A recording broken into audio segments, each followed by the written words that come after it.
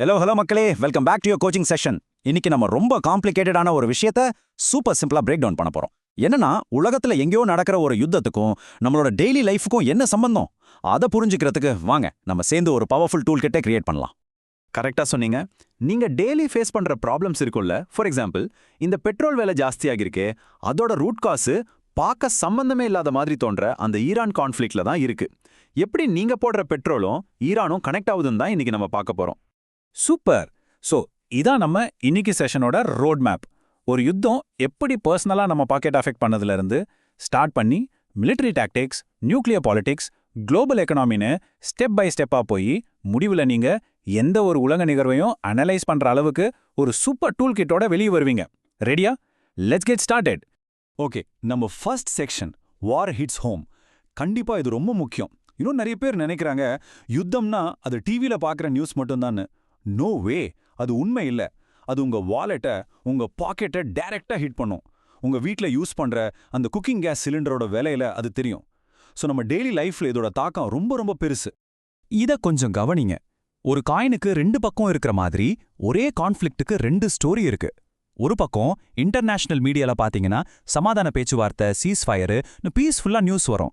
ஆனா மறுபக்கம் ஈரான்குள்ள இருந்து வர்ற சோர்சஸை பார்த்தா மக்கள் போராட்டம், ஹெல்த் கேர் கிரைசிஸ், கவர்மெண்ட் கிராக்டவுன்ல வேற ஒரு கதையை ஓடிட்டு இருக்கு. So the key takeaway is, ஒரு செய்தியை பார்க்கும்போது எப்பவுமே கேள்வி கேளுங்க, இந்த செய்தி யாருடைய பெர்ஸ்பெக்டிவ்ல இருந்து வருதுன்னு. Exactly right. இப்போ அடுத்த செக்ஷனுக்கு போவோம். இந்த போரோட உண்மையான களத்துல ஆக்சுவல் பேட்டில் ஃபீல்ட்ல என்னதான் நடக்குதுன்னு பார்ப்போம். இப்போலாம் போருனா கிரவுண்ட்ல சோல்ஜர்ஸ் சண்டை போடுறது மட்டும் இல்ல, அது கண்ணுக்கு தெரியற அதே மாதிரி கண்ணுக்கு தெரியாதுன்னு பல ஃப்ரண்ட்ஸ்ல நடக்குது. இந்த ஸ்லைட் அதை பர்ஃபெக்டா எக்ஸ்பிளைன் பண்ணுது. On one side US naval blockade பண்ணி ஈரானோட கடல் வழி வணிகத்தை ஸ்டாப் பண்ணுது. இது வெளியே தெரிகிற ஒரு விசிபிள் வார். ஆனா at the same time Iran அவங்களோட மலை பிரதேசங்களை யூஸ் பண்ணி மிசைல் சிட்டிஸ் பில்ட் பண்ணியிருக்காங்க. பேசிக்கலி அண்டர் கிரவுண்ட்ல பெரிய பெரிய மிசைல் ஆர்சனல்ஸ் வச்சிருக்காங்க. அதை வெளியே இருந்து அழிக்க முடியாது. அதனால யுஎஸ் அண்ட் இஸ்ரேலி ஃபோர்ஸஸ் என்ன பண்றாங்கன்னா, அந்த என்ட்ரன்ஸை மட்டும் தாக்கி மிசைல்ஸை உள்ள வச்சு லாக் பண்ண பாக்குறாங்க. இதுக்கு நடுவுல தேரான்ல நடக்கிற கார் பாம் பிளாஸ்ட், இதுதான் மக்களுக்குள்ள ஒரு பயத்தை உருவாக்க பண்ற இன்விசிபிள் வார். ஓகே, இப்பதான் நம்ம இந்த பிரச்சனையோட ஆணி வேருக்கே வரோம். The real twist. இந்த யுத்தத்துக்கு பின்னாடி இருக்கிற உண்மையான கேம் சேஞ்சர் ஈரானோட நியூக்ளியர் ப்ரோக்ராம்.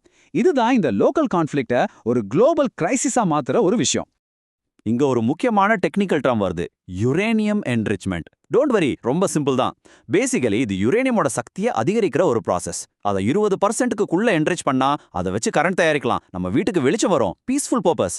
ஆனா அதே யுரேனியமா 90%க்கு மேல என்ரிச் பண்ணிட்டா அதை வச்சு ஒரு அணுகுண்டு செய்யலாம். ஸோ நல்லா புரிஞ்சுக்கோங்க, இந்த சின்ன பர்சன்டேஜ் தான் ஆக்கம் தர எலக்ட்ரிசிட்டிக்கும் அழிவு தர பாம்புக்கும் உள்ள வித்தியாசம். ஸோ தி பிக் கொஸ்டின், அவங்க எந்த அளவுக்கு பக்கத்தில் இருக்காங்க? இங்க பாத்தீங்கன்னா ஈரான் கிட்ட இப்போ 440 kilograms of 60% enriched uranium இருக்கு. இந்த 60%ல இருந்து 90%க்கு போறதுக்கு it's just a matter of weeks. சில வாரங்கள் தான் ஆகும். அந்த சில வாரங்கள்ல அவங்களால இதைய வச்சு 10 அணுகுண்டும் உருவாக்க முடியும். அவ்வளோ பக்கத்துல தான் அவங்க இருக்காங்க. This is serious stuff. அந்த நியூக்ளியர் த்ரெட் தான் இப்போ குளோபல் எக்கானமியே நடுங்க வச்சிட்டு இருக்கு. ஒரு சோக் பாயிண்ட்ல ஒரு சின்ன இடத்துல நடக்கிற பிரச்சனை எப்படி 1000 மைல்ஸ் தள்ளி இருக்கிற நம்மளால உணர முடியுதுன்னு இப்ப பாப்போம். இதுக்கு பேர் தான் த ரிப்பிள் எஃபெக்ட். ஒரு குளத்துல கல்லு போட்டா அலை பரவுற மாதிரி. நல்லா புரிஞ்சுக்கோங்க, ஈரான் கிட்ட இருக்கிற அந்த ஸ்ட்ரெய்ட் ஆஃப் ஹார்முஸ்ல ஒரு சின்ன ப்ராப்ளம் வந்தாலும் வேர்ல்டோட ஆயில் சப்ளைல பெரிய தாக்கம் ஏற்படும். இதோட ரிசல்ட்டா பங்களாதேஷ்ல பவர் கட்டுக்காக யூனிவர்சிட்டிஸை சீக்கிரமா மூடுறாங்க. நம்ம இந்தியால எல்பிஜி கேஸ்க்கு பெரிய ஷார்ட்டேஜ் வருது. பிலிப்பீன்ஸ்ல எனர்ஜி எமர்ஜென்சி டிக்ளேர் பண்றாங்க. தாய்லாந்துல குக்கிங் ஆயில கொடுத்து ஃபியூல் வாங்குற அளவுக்கு நிலைமை. இதெல்லாம் வெறும் நியூஸ் ஹெட்லைன்ஸ் இல்ல, இதெல்லாம் ரியல் பீப்புள், ரியல் ப்ராப்ளம்ஸ். சரி, இவ்ளோ இன்ஃபர்மேஷன் இருக்கு, இவ்ளோ டீடைல்ஸ் பார்த்தோம். இதெல்லாம் கேட்டுட்டு நம்ம ஆடியன்ஸ் என்ன பண்ணணும்? அடுத்த தடவை ஒரு பெரிய உலக செய்தி வரும்போது இந்த செஷன் எப்படி அவங்களுக்கு ஹெல்ப் பண்ணும்? Give them a concrete actionable tool kit. கண்டிப்பா. இதோ உங்களுக்கான சிம்பிள் அண்ட் பவர்ஃபுல் 4-ஸ்டெப் geopolitical tool kit. Step 1, connect to your life. இந்த செய்தி உங்க பெட்ரோல் விலையை மாத்துமான்னு யோசிங்க. Step 2, follow the money. யாரு ரிசோர்ஸஸை கண்ட்ரோல் பண்றாங்களோ அவங்க தான் கான்ஃப்ளிக்டை கண்ட்ரோல் பண்ணுவாங்க. Step 3, check the source. ஒரு செய்தி யார் பக்கம் இருந்து வருதுன்னு பாருங்க, அப்போதான் உண்மையான பிக்சர் கிடைக்கும். And finally step 4, see the map. Geography தான் ஸ்ட்ராட்டஜியோட பேக் போன். அந்த மலைகளோ அந்த ஸ்ட்ரெய்ட் ஆஃப் ஹார்மூஸோ இடம் தான் ஆட்டத்தை மாத்தும். இந்த 4 ஸ்டெப்பையும் நீங்க எந்த செய்திக்கும் அப்ளை பண்ணி பார்க்கலாம். சூப்பரா சொன்ன. So the final lesson is இதுதான். நியூஸை வெறும் ஒரு ஸ்பெக்டேட்டரா பார்க்காதீங்க. Be an active critical thinker. Remember this. உலகத்தை புரிஞ்சுக்கிட்டா உங்களை நல்லா புரிஞ்சுக்கலாம். ஏன் இந்த பொருளாம் விலை ஏறுது, ஏன் இப்படி நடக்குதுன்னு நீங்களே கேள்வி கேளுங்க.